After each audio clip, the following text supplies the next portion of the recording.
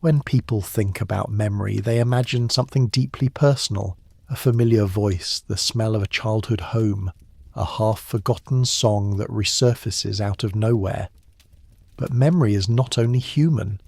The Earth itself holds memory, not in neurons and synapses, but in stone, water, ice, and living forests. The entire planet is a vast archive, storing the record of everything that has ever happened here.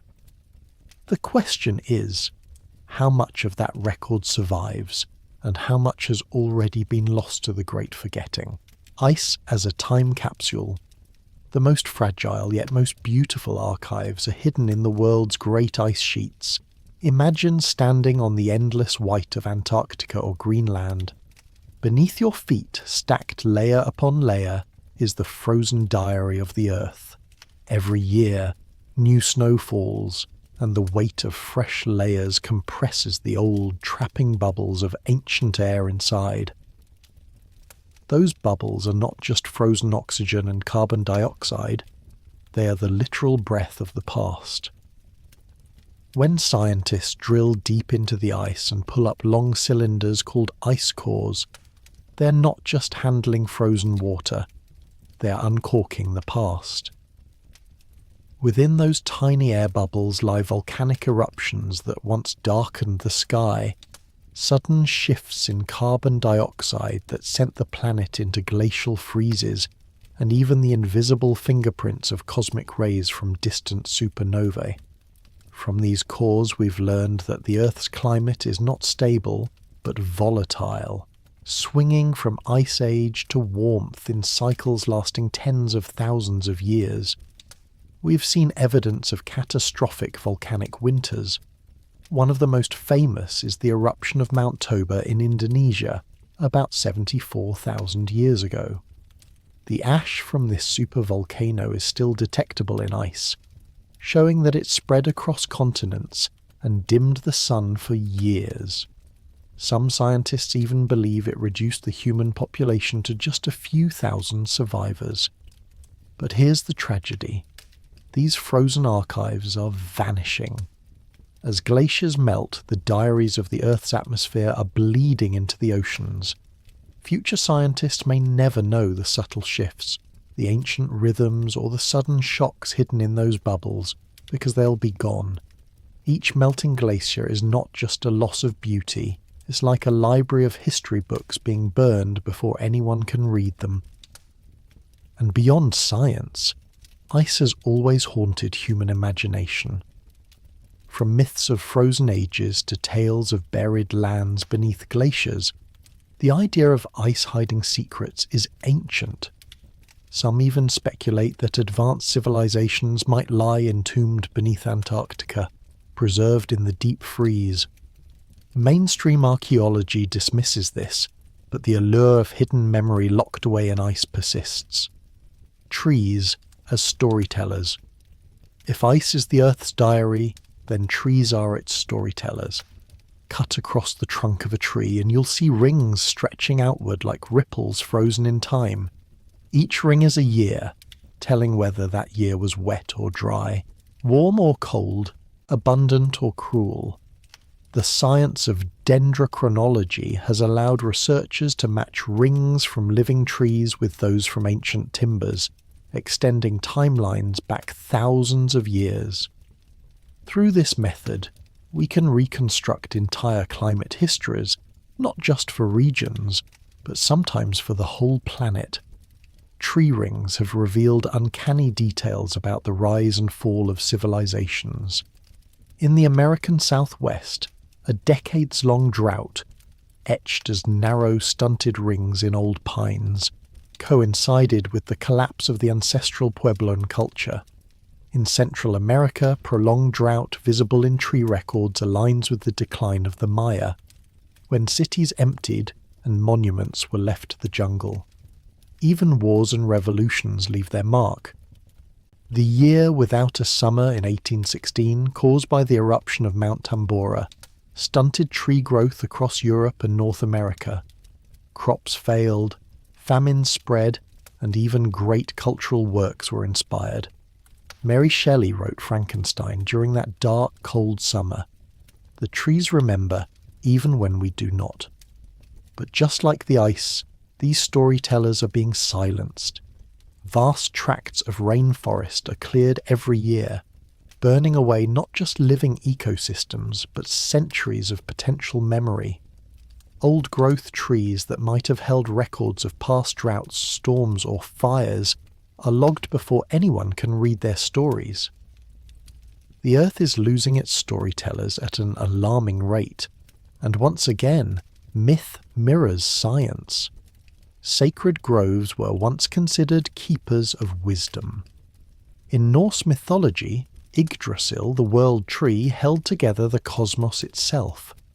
In many cultures, trees are treated as beings that see and remember more than we ever could. Perhaps that ancient reverence was not misplaced. Rocks as witnesses, stone is the most enduring witness of all. Layer by layer, the Earth's crust has recorded its own history in sediment, mineral and fossil. Each band of limestone tells us about ancient oceans. Layers rich in iridium mark the day an asteroid ended the reign of the dinosaurs.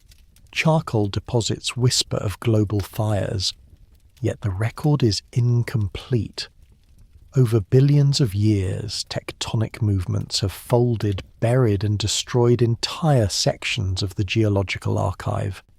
The most mysterious gap is the Great Unconformity, where 1 billion years of rock history simply vanishes across large parts of the planet. 1 billion years gone. Some scientists argue this was the result of colossal erosion during ice ages. Others suggest violent tectonic upheavals scoured the surface clean. But the mystery remains. What stories were erased? What forms of life left no trace? For those inclined toward speculation, this missing time is fertile ground. Was there a civilization before ours, lost in that forgotten span, its memory crushed and scattered by Earth itself? Mainstream geology says no, but the silence of that missing 1 billion years leaves an unsettling space for imagination. And beyond the unconformity, there are smaller erasures everywhere.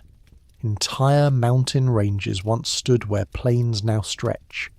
Entire oceans once lapped where deserts now lie. In every case, the memory of what was there has been rewritten, blurred or deleted. The magnetic diary, even the invisible forces of the earth record themselves. When lava cools, magnetic minerals align with the direction of the Earth's magnetic field. Over time, these frozen compasses form patterns across the ocean floor and continents. By studying them, we know the magnetic poles have flipped many times in Earth's history. Sometimes these flips were gradual, unfolding over millennia. But evidence also suggests some may have happened shockingly fast, within a human lifetime. Imagine the chaos if north and south suddenly switched places, compasses spinning, animals losing their migratory routes, the protective shield against cosmic radiation weakening. The rocks remember these events, even though humanity has forgotten them. And here again, myth might hold echoes of memory, tales of skies filled with strange lights, of cosmic storms, of a sun that rose in the wrong place, perhaps exaggerated memories of magnetic upheavals long past, rivers, oceans, and forgotten archives. Rivers carve valleys that reveal layers of soil and stone, exposing the passage of time. Oceans collect sediments at their depths, recording temperatures, currents, and even the chemistry of ancient atmospheres. Within tiny shells of plankton, scientists read changes that span millions of years. But water is also a destroyer. Floods wash away entire landscapes. Tsunamis erase coastlines, leaving behind only scattered debris. Hurricanes strip civilizations from maps. Myths of great floods, found across cultures from Mesopotamia to Mesoamerica, may not be pure imagination. they may be memories of real disasters, retold, distorted, but never completely forgotten. Water holds memory, but it also erases memory. It is both the archivist and the censor. Earth's selective memory. And so, we see the truth. The Earth remembers, but only selectively. Some details are preserved in exquisite detail, while others vanish without a trace. Ice remembers every sneeze of a volcano, but says nothing of the humans who shivered beneath its ash. Trees recall droughts with precision, but forget the wars those droughts sparked. Rocks capture asteroid strikes, but lose countless smaller stories in their slow churn. It's as if the Earth itself edits its memories, keeping only fragments, and what we call history is merely what survived that editing process. Our knowledge of the past is not the full story. It is only the scattered remnants of what the planet chose to keep. The fragility of the archive. This is the haunting truth. The archives of Earth are fragile. They can be erased by fire, flood, tectonic shift, or human greed. And in many cases they already have been. 1 billion years gone from the rocks, millennia vanishing from melting glaciers, centuries lost when ancient forests are felled. What happens when too much is lost?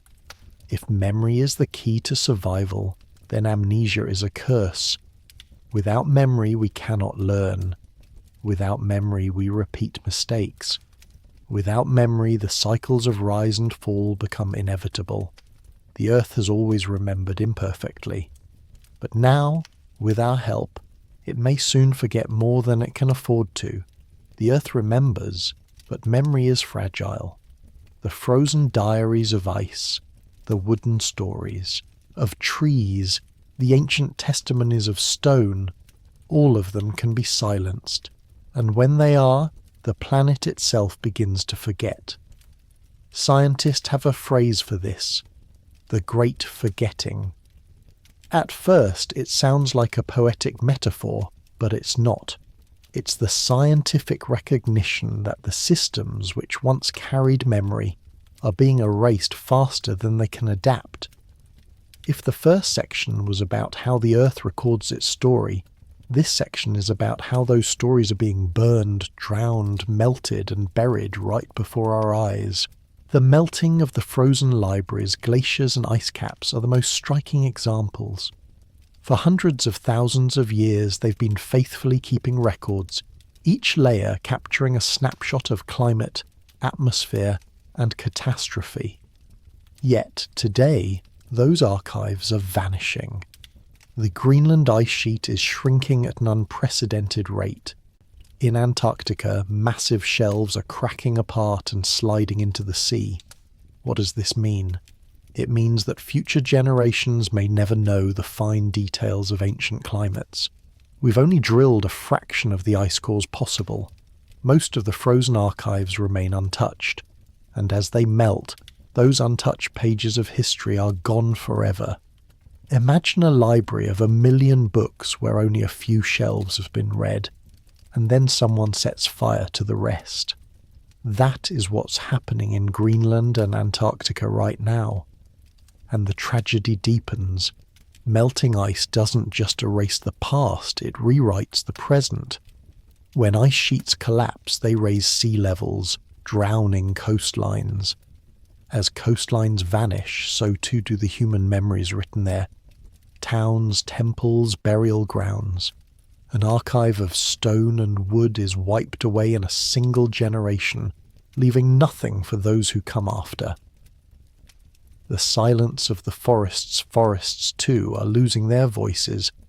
Each tree ring once told the story of its year, whether it grew in abundance or struggled in drought, whether it thrived in warmth or shrank in cold. But deforestation is silencing these storytellers at an astonishing rate. Consider the Amazon rainforest. Often called the lungs of the earth, it is also one of its memory banks.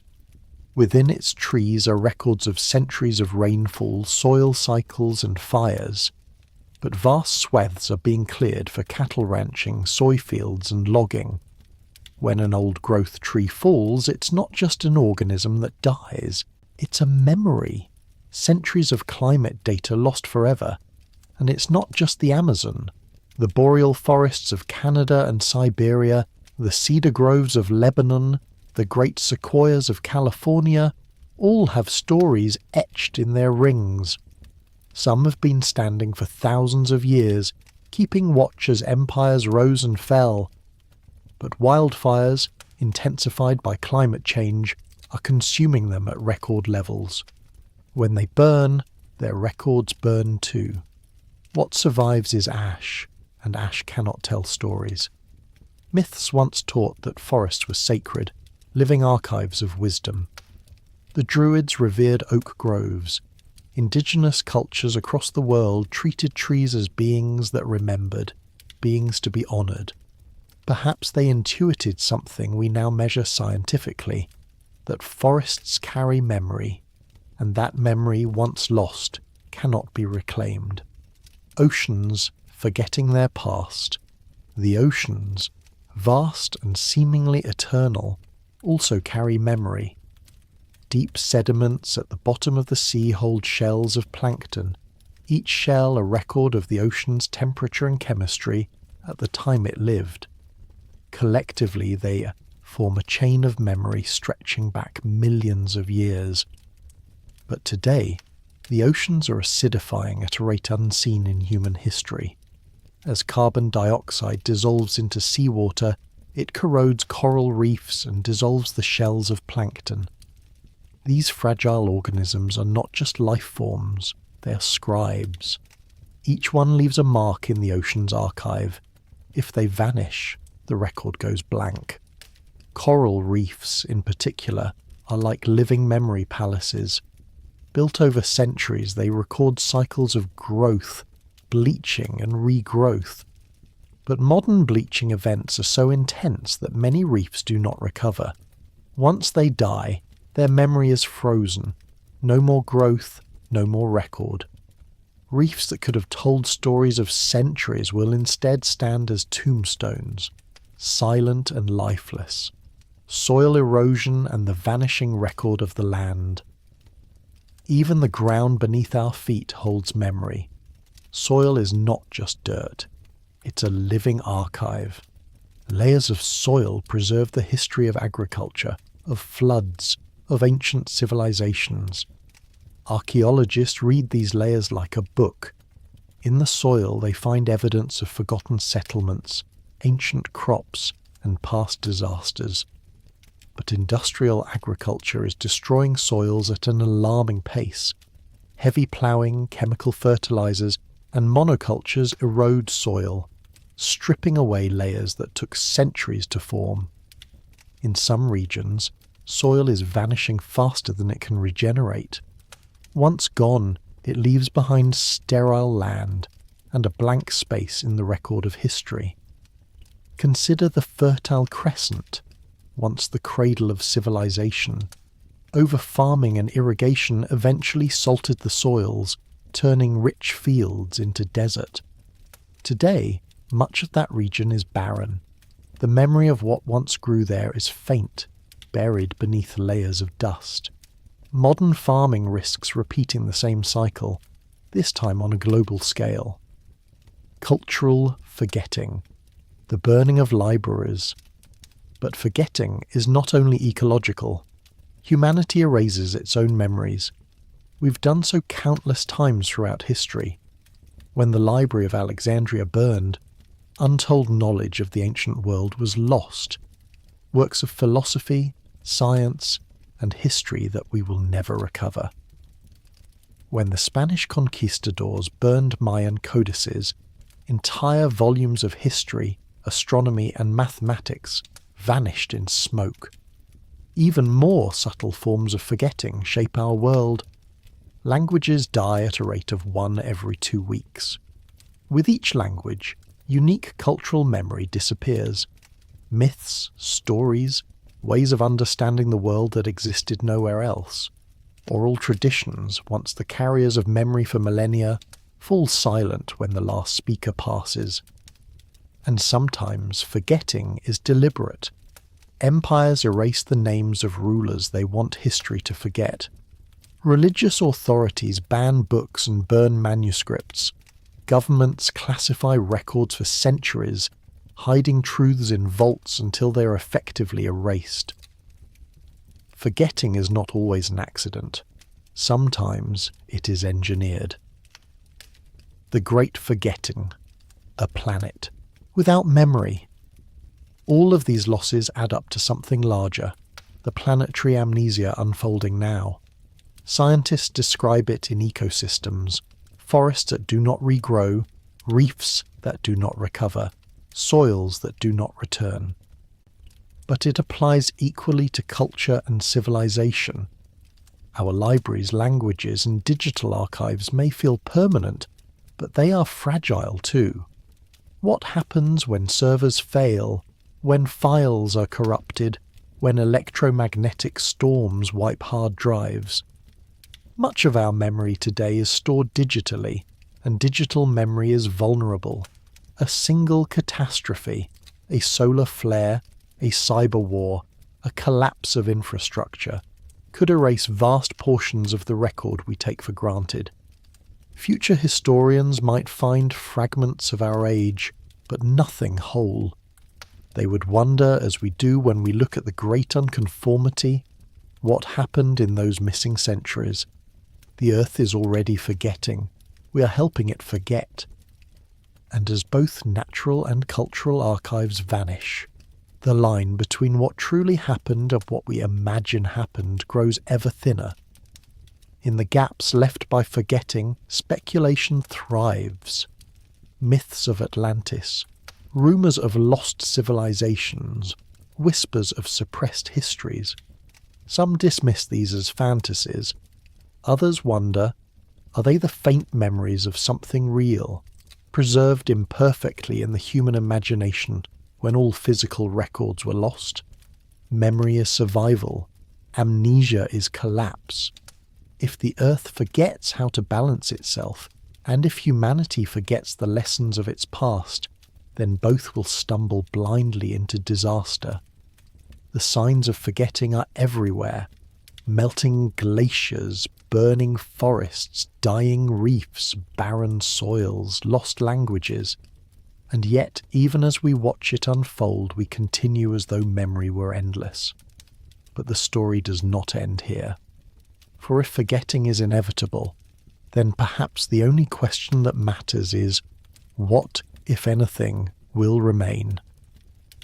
And that leads us into the next part of this journey, humanity's own struggle with collective amnesia, and the possibility that we have already forgotten entire chapters of our own story.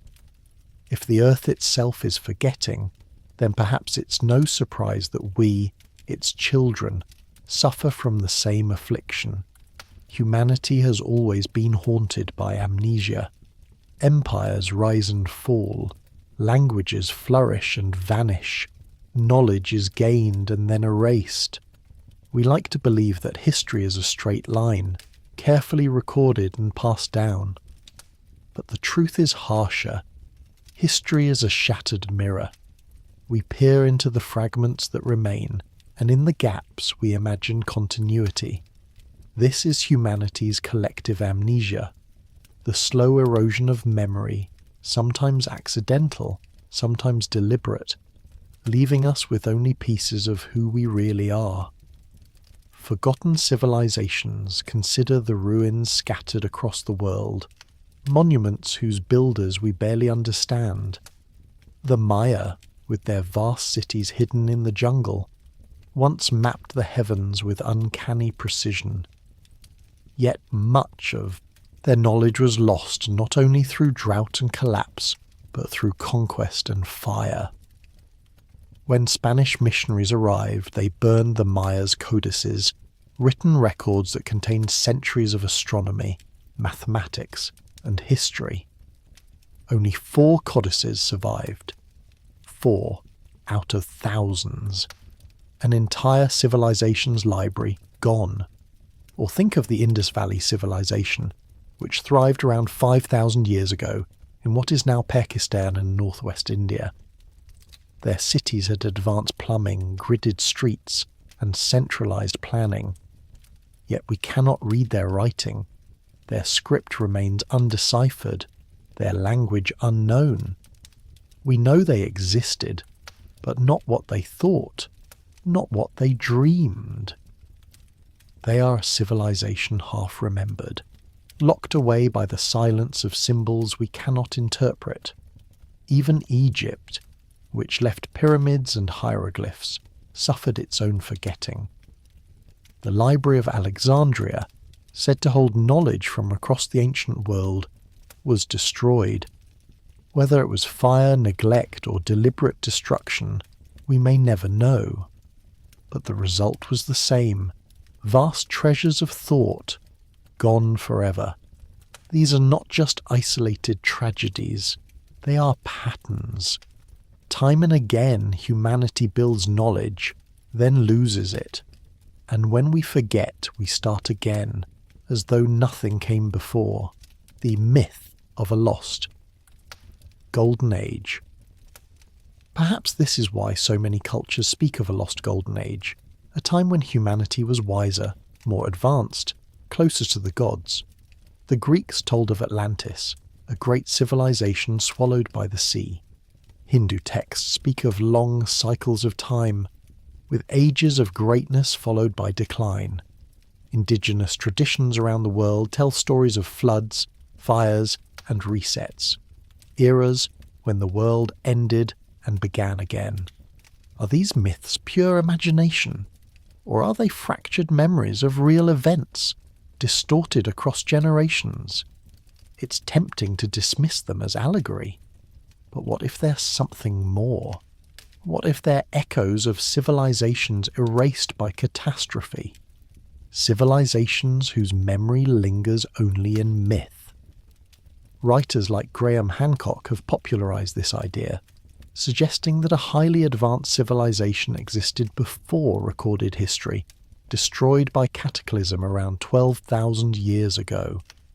Mainstream archaeology disagrees, yet sites like Göbekli Tepe in Turkey, a massive stone temple complex built 11,000 years ago, challenge our assumptions. How could hunter-gatherers, supposedly simple and primitive, build such monumental structures? The stones whisper forgotten skills, forgotten organization, forgotten purpose. Perhaps it is not the beginning of civilization, but a remnant of something earlier, something already half lost. Collective amnesia is not just about the facts we forget, it's about the truths we never even realize we've lost. The erasure of knowledge. Knowledge can vanish in many ways. Fire is the most obvious. Libraries burned by conquerors or consumed by accident. But silence is just as deadly. When a language dies, it takes with it entire ways of understanding the world. Linguists estimate that half of today's languages will be extinct by the end of this century. With each one, myths, histories, and worldviews vanish, leaving only silence. And sometimes the erasure is deliberate. Empires often rewrote history to glorify themselves and erase rivals. The ancient Egyptians practiced damnatio memoriae, the condemnation of memory, where a ruler's name would be chiselled off monuments, their face erased, their existence denied. In modern times, regimes have banned books, censored archives, destroyed monuments. Forgetting, it turns out, can be a weapon. Digital technology has given us more ways to record memory than ever before, but it has also created new vulnerabilities. A corrupted hard drive, a failed server, a lost password, entire archives can vanish in an instant. And if the digital age collapses, what will survive? Carved stone, perhaps, a few books, but billions of photos, videos, and documents may vanish like mist. Future generations may wonder if our digital era ever existed at all. the cycle of collapse and amnesia, history shows that forgetting often follows collapse. When Rome fell, much of its knowledge disappeared. Roads crumbled, aqueducts broke, libraries were abandoned. Europe entered what some call the Dark Ages, a time when memory shrank to monasteries and oral traditions. Later generations looked back and imagined Rome as a golden age, though they only glimpsed fragments of what it truly was. The same cycle plays out again and again. The Minoans, once rulers of the seas, collapsed after earthquakes and invasions. The Olmec, builders of colossal stone heads, vanished into obscurity. Each time, the survivors forgot, and centuries later, people stumbled upon ruins and wondered, who built this? What was their world like? Even our modern age may not be immune. If global civilization collapsed tomorrow, how much would survive? Skyscrapers would crumble in centuries, highways would vanish beneath forests, satellites would fall from the sky. Perhaps thousands of years from now, new people would dig up our ruins and wonder about us, just as we wonder about the Maya or the Indus. Would they remember us accurately? Or would we be reduced to myth, a vague story of a forgotten age of machines? Amnesia in the human mind. The forgetting is not only cultural or physical, it is also psychological. Human beings forget naturally. Memories decay. Trauma reshapes recollection. Generations reinterpret the past. Oral traditions shift like whispers in the game of telephone, changing slightly each time they're told. Even written history is not immune. Chroniclers record what they know and what they want to be remembered. Gaps are filled with speculation, legends, or outright invention. Over time, myths blur into fact, fact into myth, until we no longer know which is which. In this sense, collective amnesia is baked into the very way humans remember. We're not machines storing data, we're storytellers, and storytellers edit. What we forget is often just as important as what we choose to keep. Whispers of what was lost. So what have we forgotten? That question haunts us. Every ruin, every undeciphered script, every myth of floods and fire is a whisper of something we can no longer fully grasp. Some believe we've forgotten advanced sciences, technologies far older than we admit. Others suggest we've lost spiritual wisdom, ways of connecting with the cosmos that modern rationality dismisses. Still others believe we've forgotten entire worlds, continents swallowed by the sea, cultures wiped out by cataclysm, memories erased so completely that only legend remains. Perhaps all of these are true in some way. Perhaps the truth is stranger still. What matters is not just what we know, but what we don't know, and what we don't even realize we've lost. That is the essence of amnesia. Humanity prides itself on progress, on building layer upon layer of knowledge. But history shows that much of what we know is fragile. Libraries burn, languages die, civilizations collapse, myths distort, and in the end, we forget. This is humanity's collective amnesia. It explains why we tell stories of golden ages, why we find ruins that baffle us, why we look at the stars and feel as though we've seen them before. We're a species haunted by memory and by forgetting. And if forgetting has already erased much of who we were, then what else might have been erased? That question takes us into even stranger territory. The possibility that the past itself may not be what it seems, that some of what we remember may be illusion, fabrication, or even false memory planted in the fabric of reality itself. We've looked at how the earth forgets. We've looked at how humanity forgets. But what if forgetting goes deeper than that? What if the problem isn't just lost archives, melted glaciers, or burned libraries? What if the very fabric of reality itself conspires against memory? This is where philosophy and speculation step in, where we ask unsettling questions about whether the past itself is real, whether memory can be trusted, and whether some parts of history were never there in the first place. The omphalos hypothesis, a universe with fake memories. In 1857, a naturalist named Philip Goss published a strange and controversial book called Omphalos. His argument was shocking. What if God created the earth with the appearance of age? In other words, what if the world was brand new, but came preloaded with evidence of a past that never happened? Fossils, tree rings, even the navel of Adam, all illusions placed there to make it look like history had unfolded when in fact it hadn't. This idea became known as the omphalos hypothesis, the notion that reality might have been created with false memories built in. Most people rejected Goss's idea, but the seed he planted was powerful. Because if it's possible for the world to appear old while being new, then how can we trust any record at all? How can we know that what we call history isn't just a stage set constructed to fool us? Modern philosophers use this argument as a thought experiment. If the world began 5 minutes ago, complete with fossils in the ground and memories in our heads, how could we prove otherwise? We can't. Our confidence in the past is based entirely on trust. Trust that what we observe is genuine. But what if it isn't? Last Thursdayism, the ultimate joke of time. A modern offshoot of the omphalos idea is the playful yet unsettling concept of last Thursdayism. It suggests that the universe could have been created last Thursday, with all our memories, books, photographs, and evidence of history intact.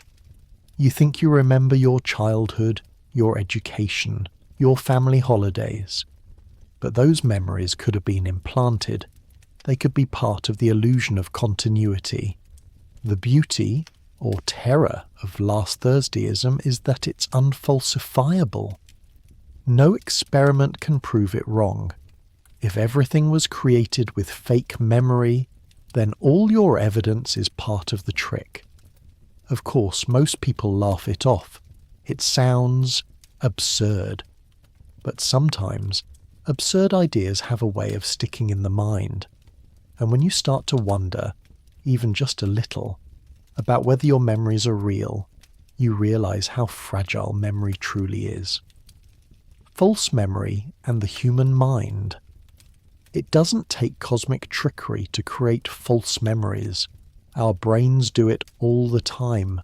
Psychologists have shown that memory is not like a recording device. It's reconstructive. Every time you recall something, you rebuild it from fragments, and each rebuild introduces errors. Over time, those errors add up until the memory you swear is true may be completely false. Whole groups of people have been shown to remember events that never happened, a phenomenon known as the Mandela effect. Named after the widespread false memory that Nelson Mandela died in prison in the 1980s, the Mandela effect includes countless examples. People who remember the Berenstain Bears spelled as Berenstein, or the Monopoly man wearing a monocle when he never did. Skeptics say these are simple confusions, tricks of the mind, but some take it further, suggesting they may be glimpses of alternate realities bleeding into ours, or evidence of a timeline that was changed and imperfectly patched over. Whether psychological or metaphysical, the result is the same. Human memory is not reliable. And if our own minds can betray us, how much more might the universe itself mislead? Simulation hypothesis. What if we are programmed to forget? In recent years, philosophers and scientists alike have entertained the simulation hypothesis, the idea that our universe might be a computer simulation. If that's the case, then memory is just data, and data can be edited. What if the gaps in history are not accidents, but deliberate patches? What if entire epochs were deleted from the program? What if our ancient ruins are simply set dressing, background texture, to make the simulation more believable? It sounds like science fiction, but when you compare it to last Thursdayism or the Omphalos hypothesis, it's simply a modern version of the same question. How do we know the past is real? If we are in a simulation, then forgetting is not natural. It's designed. Perhaps amnesia is a feature, not a flaw. Plato's cave and the shadows of history. Long before simulations or computer programs, Plato told the story of the cave. Prisoners chained in darkness watch shadows on a wall and believe them to be reality. Only when one prisoner escapes and sees the world outside does he realize the truth. The shadows were illusions. Apply this to history, and we might be in the same position. The history we study could be shadows on the cave wall, narratives shaped by incomplete records, myths, and the biases of those who wrote them. The real story may be outside the cave, forever beyond our reach. This idea feeds into skepticism. Maybe we're not just victims of forgetting. Maybe we're victims of misdirection, looking at shadows while the truth lies hidden elsewhere. Collective forgetting. A survival mechanism? Another angle is that forgetting itself might serve a purpose. Psychologists say individuals forget to avoid being overwhelmed. Too much memory would paralyze us. Perhaps societies and even planets forget for the same reason. After cataclysms, people may forget as an act of survival.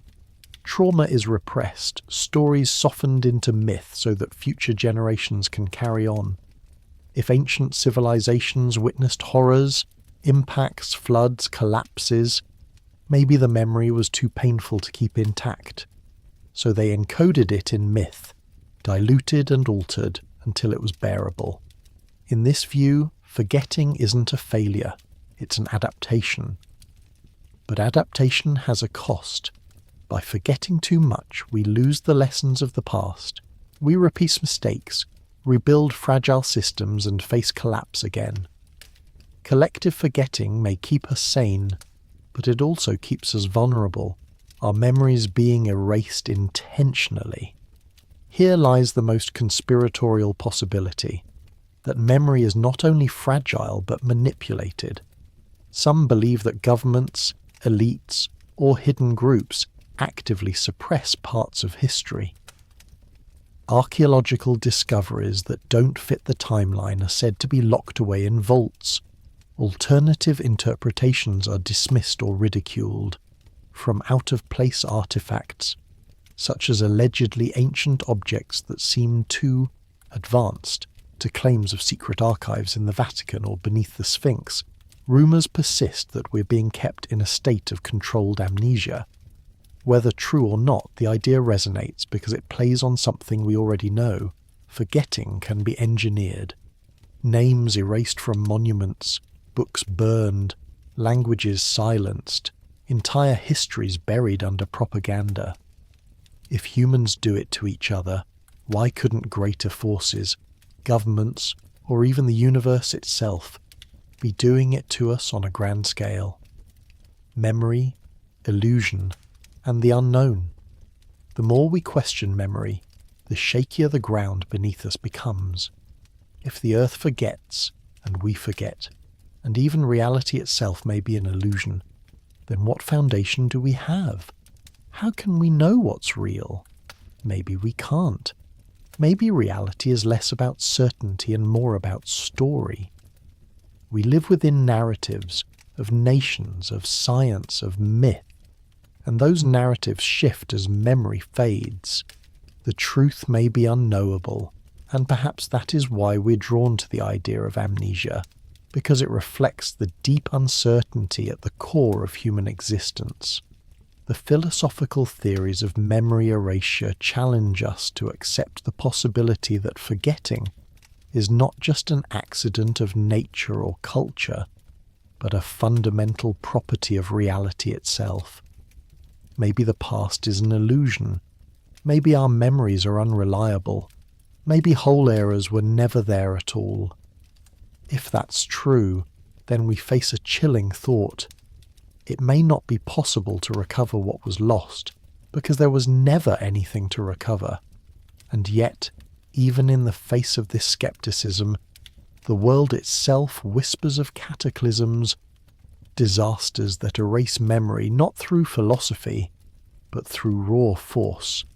To understand the depth of our amnesia, we must next explore the role of catastrophe, the violent erasers of history that leave only silence behind. Some memories are erased slowly, by the quiet melting of ice, the steady erosion of soil, the slow death of languages. But other times, memory is torn away in an instant. Catastrophe does not ask permission. It arrives like a thief, steals whole centuries and leaves behind only fragments. The earth has endured countless catastrophes, and each one has been a great eraser of history. If the earth is a library, then catastrophe is fire, flood, and vandalism all at once. What survives is chance, scattered pages floating in the dark, and when later generations come searching, they find only ruins and wonder, what stories were destroyed? The great floods of memory. Nearly every culture on Earth has a story of a great flood. The Epic of Gilgamesh from Mesopotamia, the story of Noah's Ark in the Bible, the flood myths of the Aztecs, the tales of Manu in India, even the Aboriginal legends of rising seas, all speak of waters that rose and destroyed the world.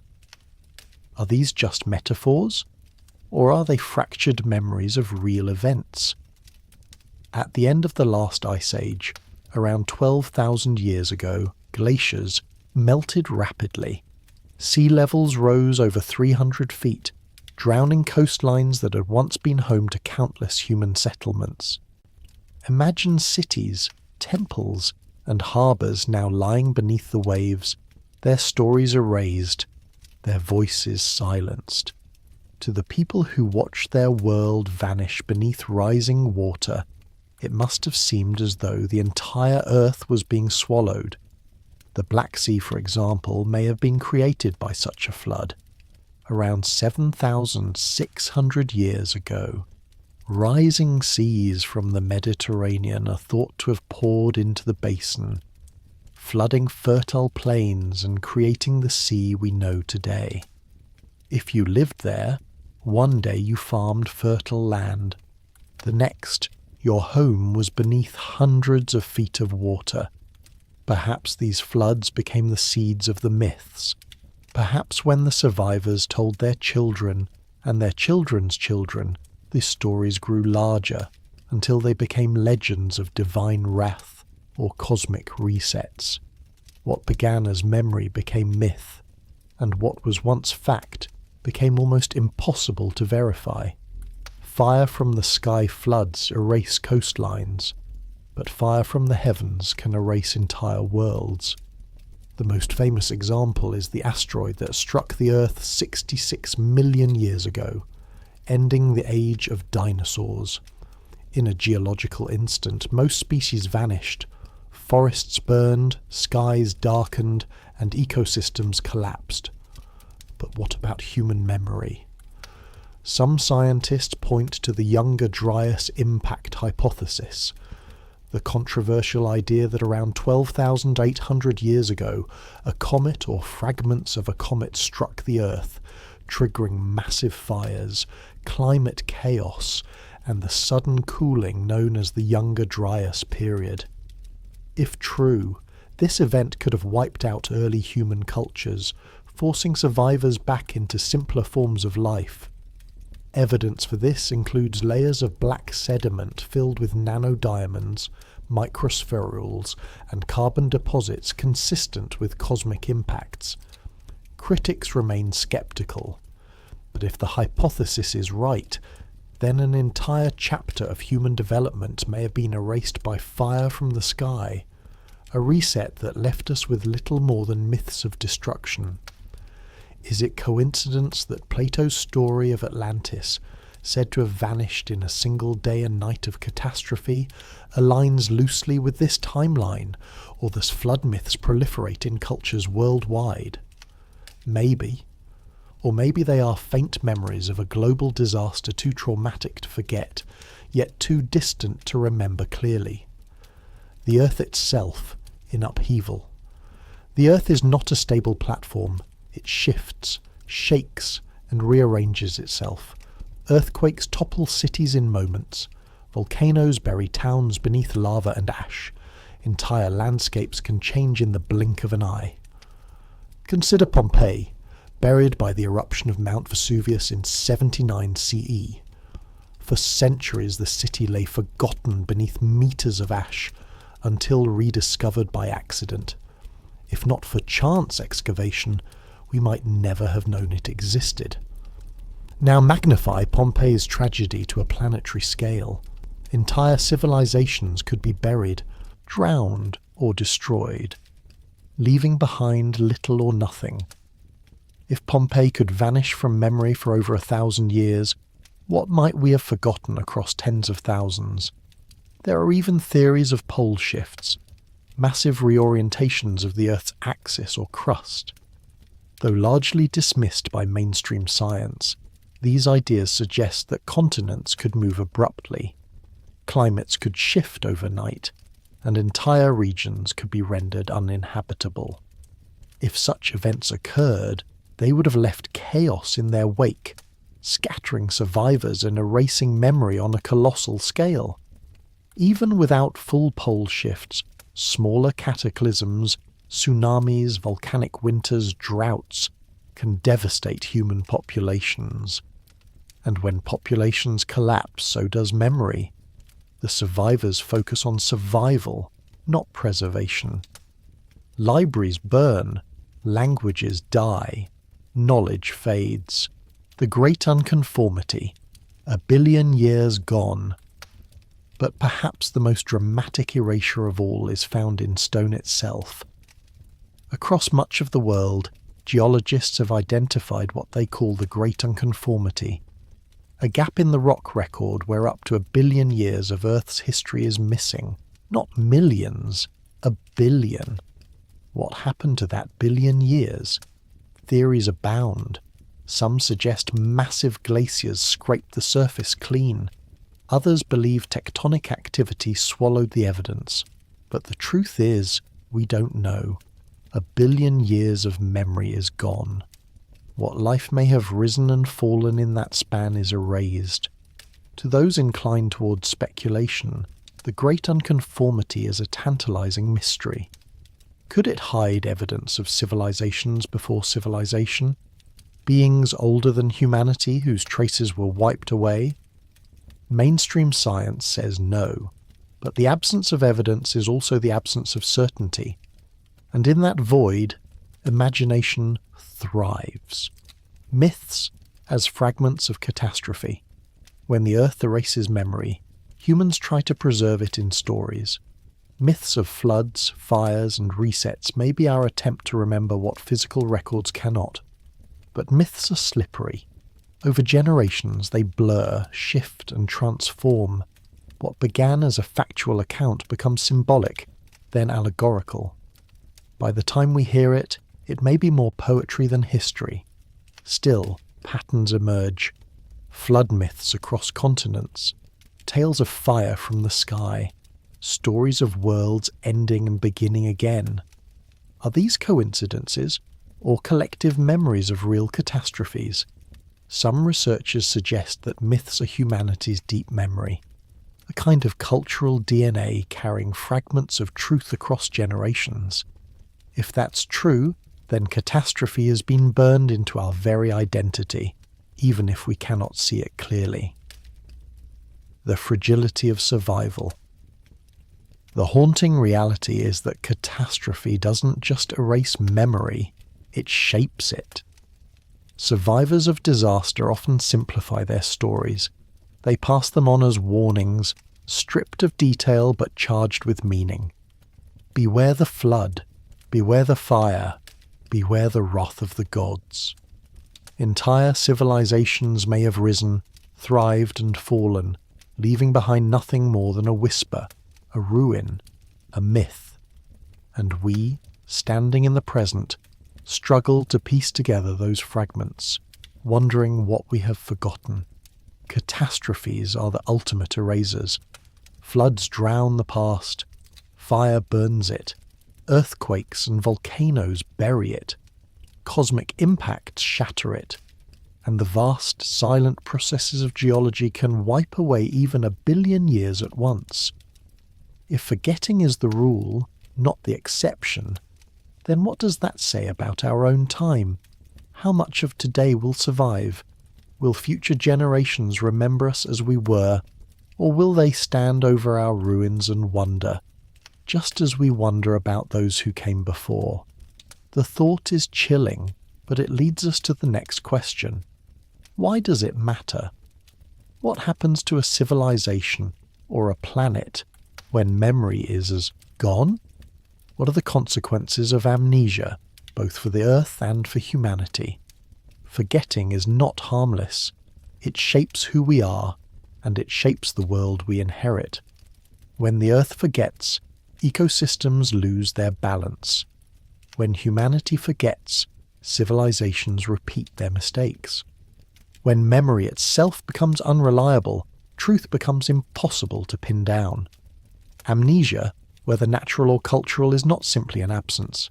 It is a force, one that can destroy just as surely as floods or fire. Ecological consequences, a planet without a guide.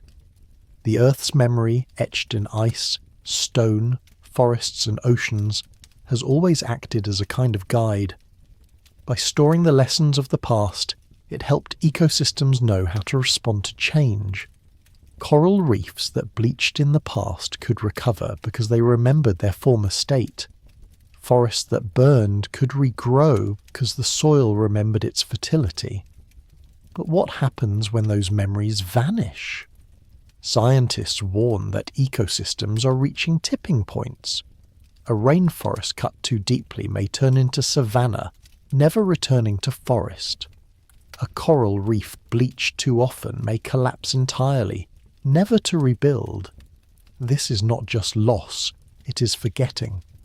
Without memory, the system cannot return to what it once was, and when nature forgets, we suffer too. Crops fail without fertile soil. Coasts crumble without coral reefs. Climate spirals without the balance of forests and oceans. Humanity depends on the Earth's memory far more than we realize. If the planet forgets, we lose our safety net.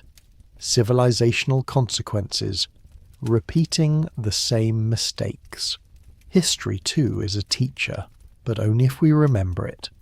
Civilizations that forget their mistakes are doomed to repeat them. Rome fell to overexpansion, corruption, and resource strain. Countless empires before and after followed similar paths. Yet how often do modern nations march down the same road, blind to the lessons of the past? Consider agriculture. Ancient Mesopotamia, the cradle of civilization, collapsed when irrigation salinized the soil. Today, industrial farming risks salinizing and eroding soils on a global scale. Consider energy. Past societies burned through their resources until collapse. Today, we consume fossil fuels at breakneck speed, repeating the same cycle, only this time on a planetary scale. Amnesia makes us arrogant. We believe our age is different, that our technology makes us immune to collapse. But the ruins of the past tell another story. They remind us that civilizations fall. The tragedy is that we have the evidence, yet we forget it anyway. Cultural consequences. The loss of identity. Memory is more than survival. It is identity. Who we are is shaped by who we were. When cultures forget their past, they lose their sense of self. Languages vanish. Traditions fade. Monuments crumble. and with them the threads that tie generations together. Every time a language dies, it takes with it a unique way of seeing the world. Every time a sacred site is destroyed, a people lose part of their soul. Every time a story is forgotten, humanity becomes smaller. Cultural amnesia also makes us vulnerable to manipulation. When people forget their history, they are easily deceived. Leaders rewrite narratives, invent false pasts, and bend collective memory to their will. Forgetting is not only a loss, it is a danger. Psychological consequences, the anxiety of forgetting. Amnesia also leaves a mark on the human psyche. On some level, we know we have forgotten something. We see ruins we cannot explain, myths that echo across continents, gaps in the geological record. The result is a deep, haunting anxiety, the sense that our story is incomplete. This anxiety fuels conspiracy theories, speculative histories, and myths of lost civilizations. People fill the void of forgetting with stories of Atlantis, ancient astronauts, or suppressed knowledge. Whether true or not, these stories reflect a deeper unease, the fear that we're walking blind, cut off from our true origins.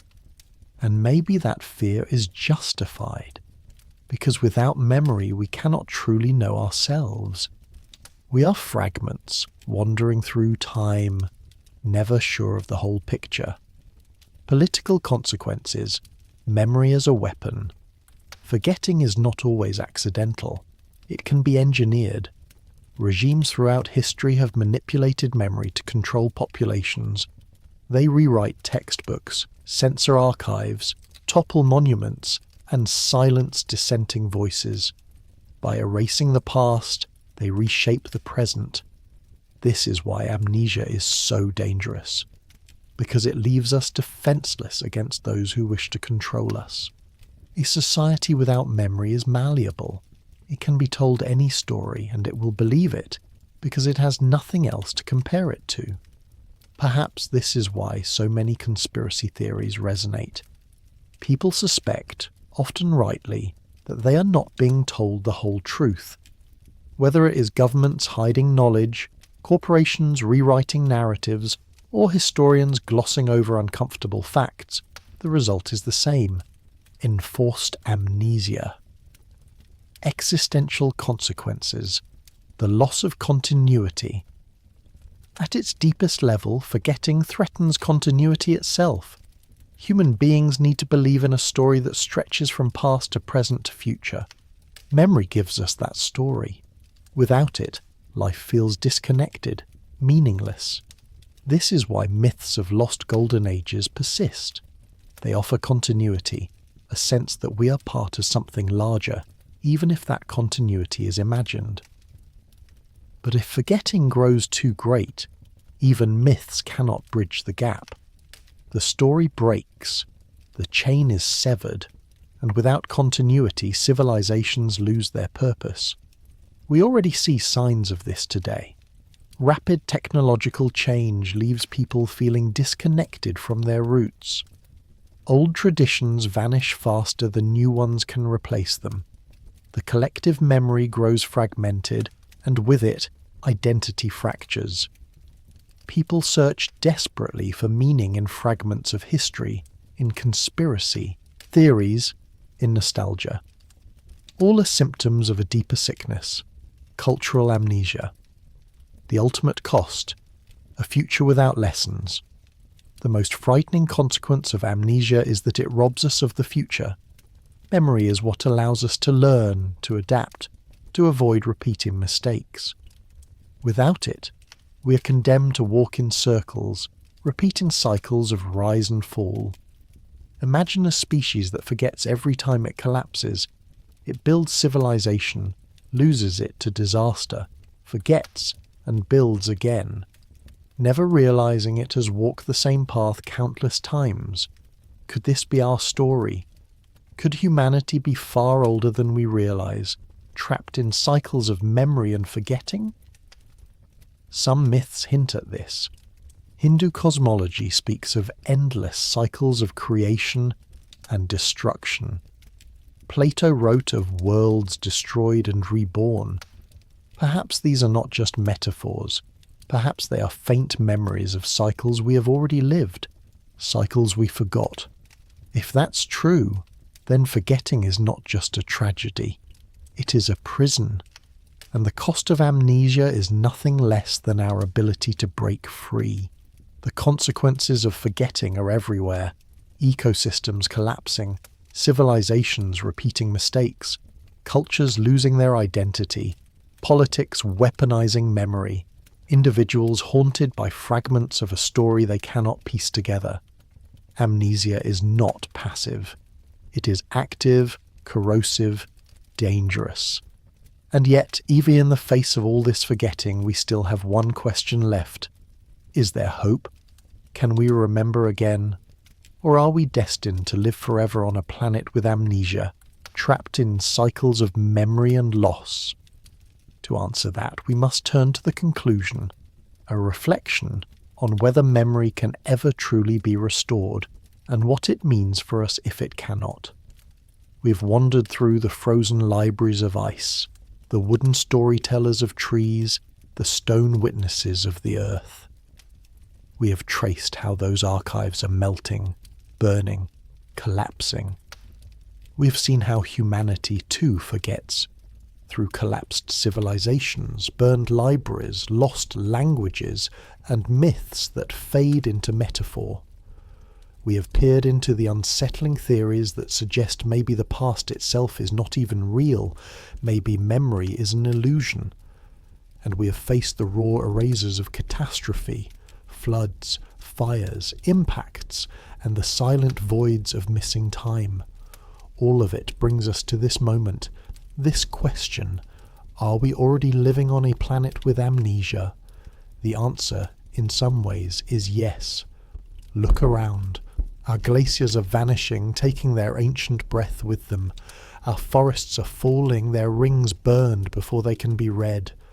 Our oceans are acidifying, their plankton scribes dissolving into nothing. Our soils are eroding, their layers of memory carried away by wind. Even the digital records we so proudly create are fragile, vulnerable to collapse, corruption, or decay. At the same time, we as a species are haunted by the ruins of our own past.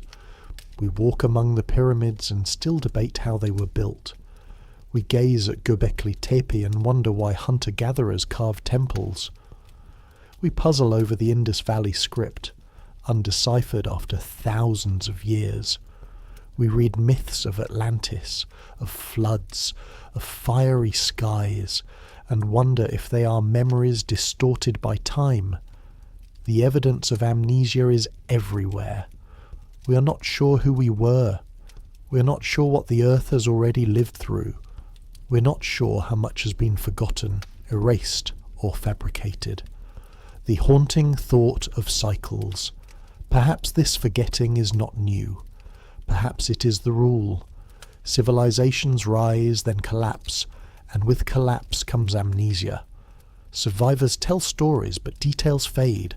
Myths take shape, generations pass, and soon the stories are symbols, not facts. Centuries later, new civilizations rise, rediscover ruins, and wonder at their builders. The cycle repeats, again and again. Could humanity be far older than we believe, trapped in endless cycles of rise, fall, and forgetting? Hindu cosmology speaks of vast ages, yugas, repeating forever. The Maya envisioned worlds created and destroyed in sequence. Plato hinted at civilizations before Athens, wiped away by disaster, leaving only fragments in memory.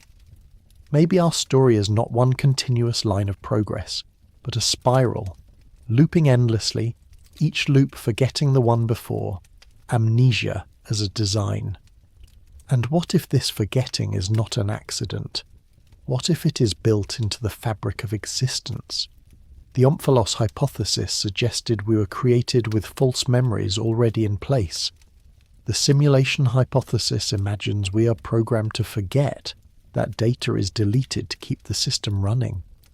Even biology suggests forgetting is necessary. Without it, the mind collapses under overload. Could it be that forgetting is not a flaw, but a design feature of the universe? If so, then we live not just on a planet with amnesia, but in a cosmos with amnesia.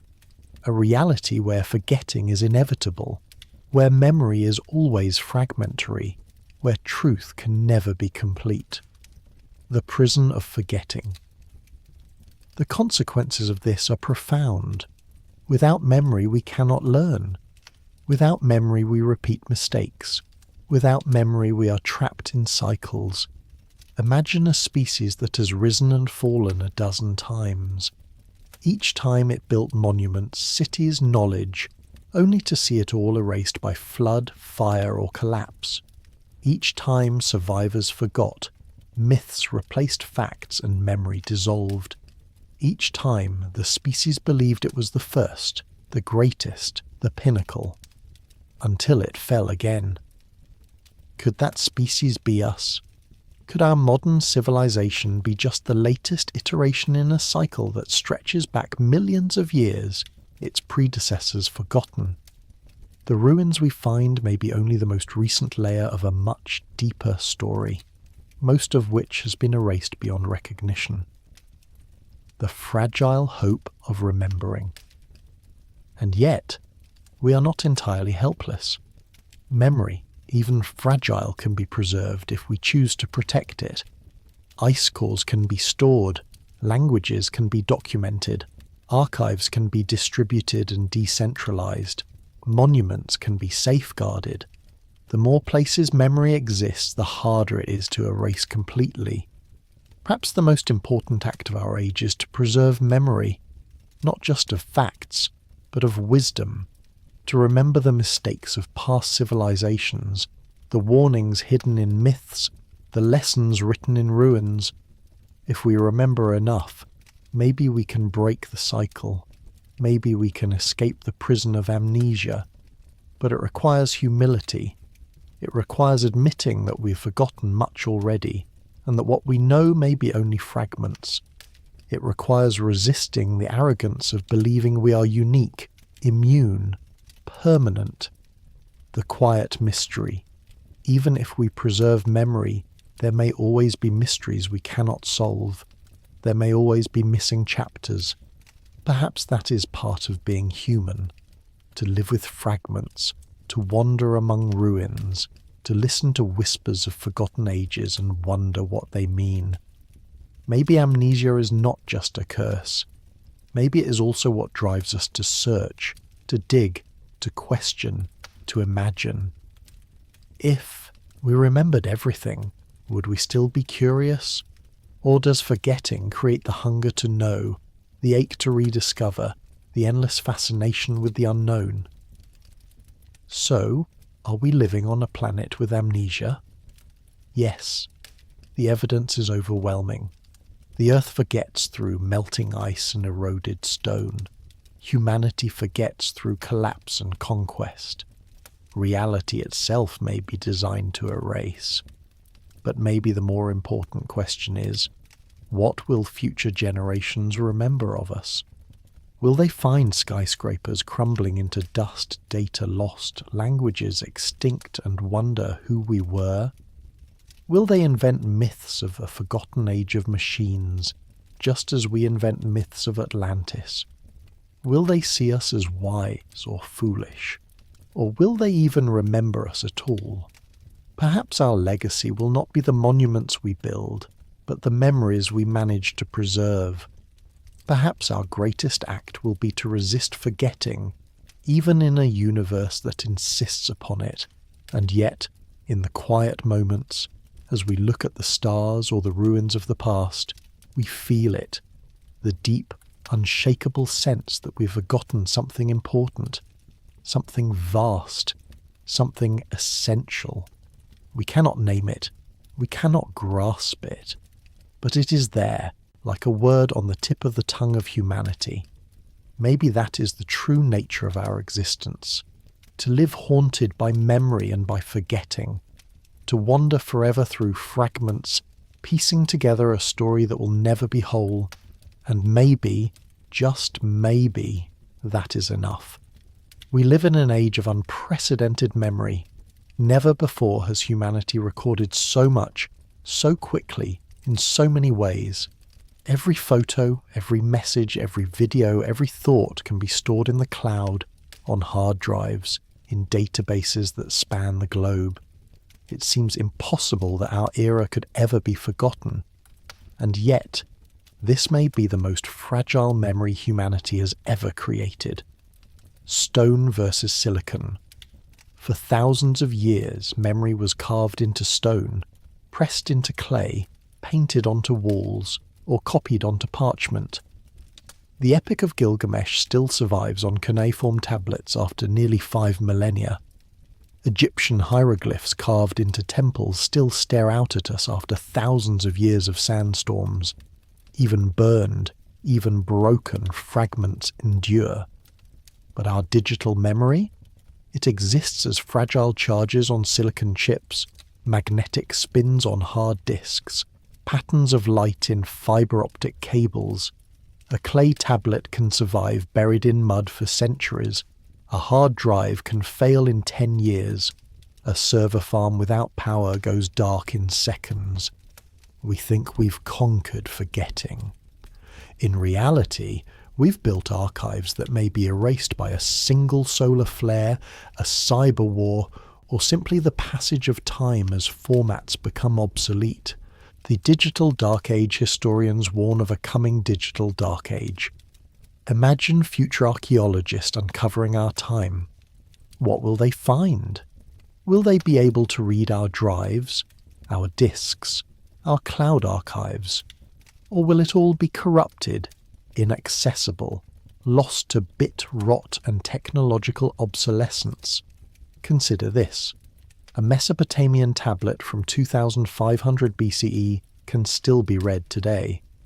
But try opening a computer file from the 1980s on a modern machine. Often it's impossible. The software is gone. The hardware is gone.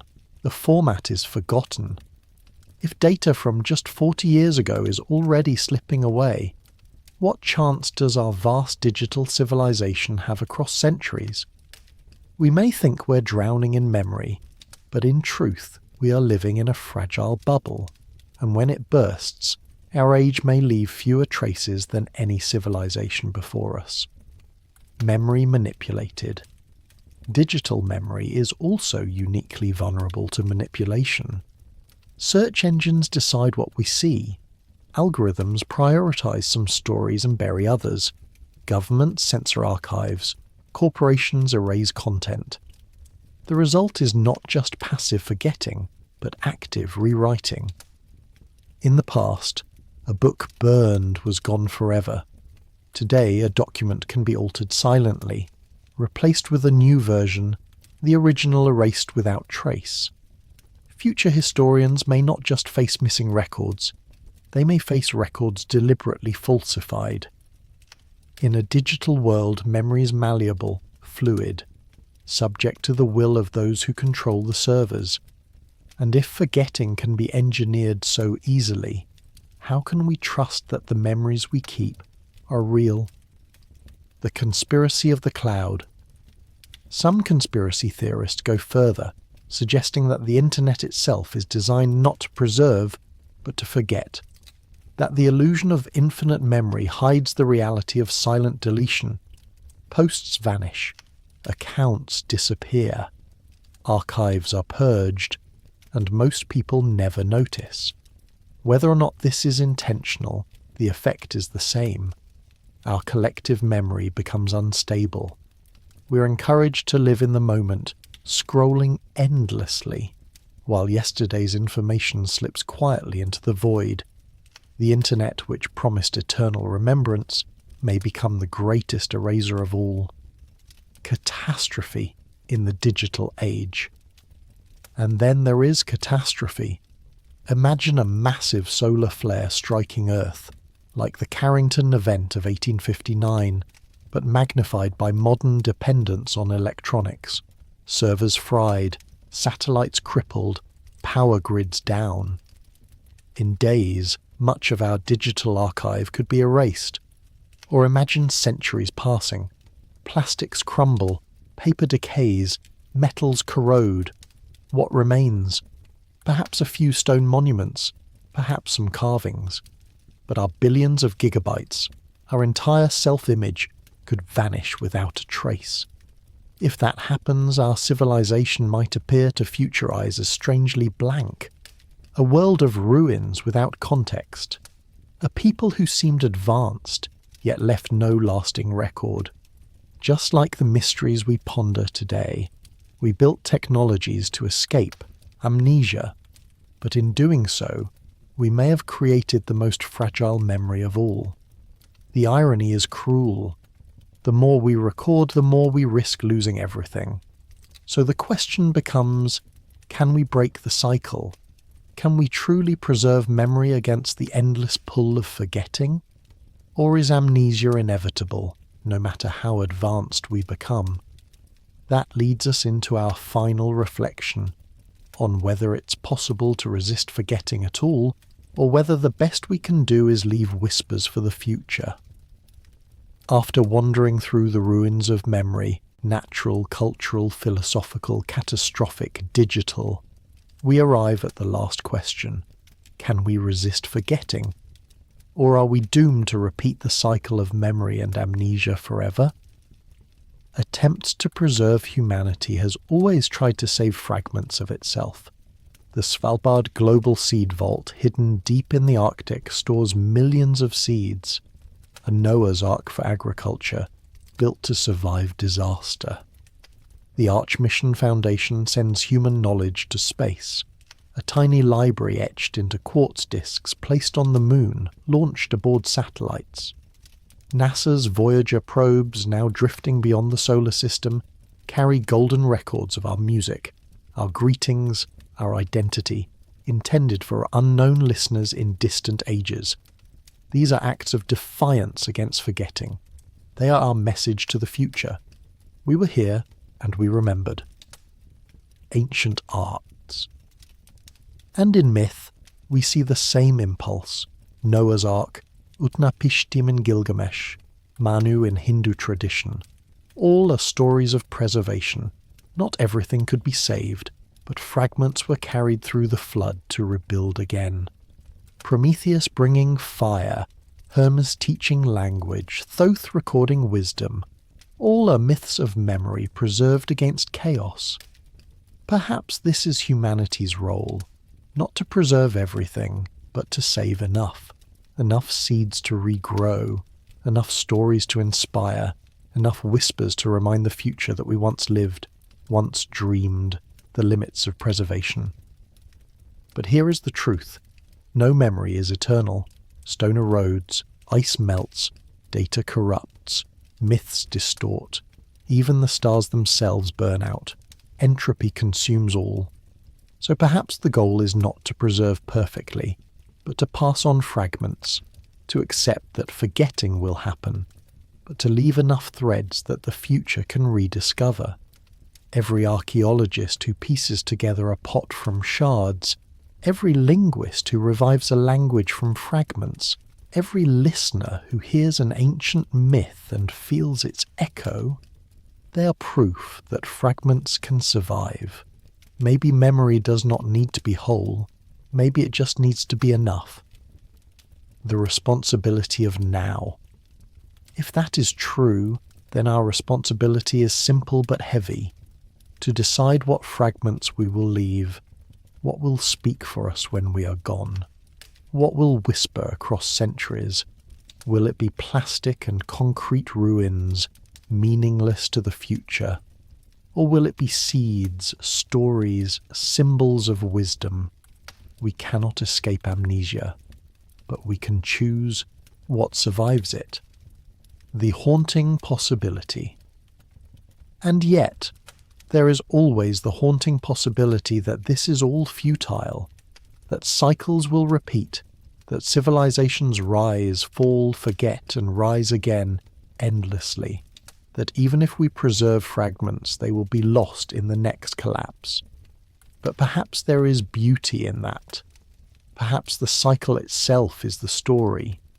Perhaps our forgetting, our rediscovering, our endless fascination with ruins and myths is part of what makes us human.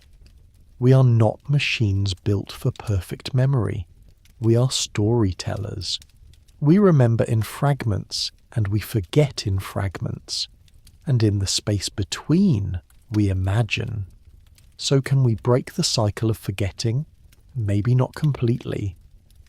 But maybe that's not the point. Maybe the point is to leave whispers, fragments, seeds, enough for someone somewhere to find and wonder. And maybe one day, far in the future, when the ruins of our civilization are dust, someone will stumble upon a fragment, a seed vault, a golden record, a shard of data, and they will listen, and they will know we were here. Perhaps that is enough.